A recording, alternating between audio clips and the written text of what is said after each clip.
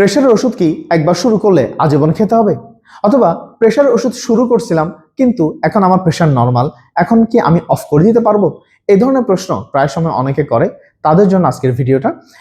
আসলে একবার যদি প্রেশারের ওষুধ আপনি শুরু করেন, তার মানে আপনার প্রেশারটা বাড়তির দিকে ছিল এবং অলরেডি বেড়ে গেছে সেটা।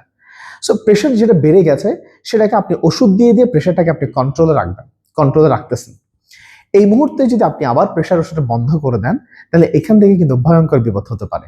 অর্থাৎ প্রেশারটা বরঞ্চ রিবাউন্ড, আমরা এটা বলে রিবাউন্ড, অর্থাৎ অনেক বেশি বেড়ে গিয়ে আপনার স্ট্রোক বা আপনার হার্ট অ্যাটাক পর্যন্ত হয়ে যেতে পারে। তা একবার যদি প্রেশার ওষুধ আপনি শুরু করেন, এটা আপনি বন্ধ করতে পারবেন না।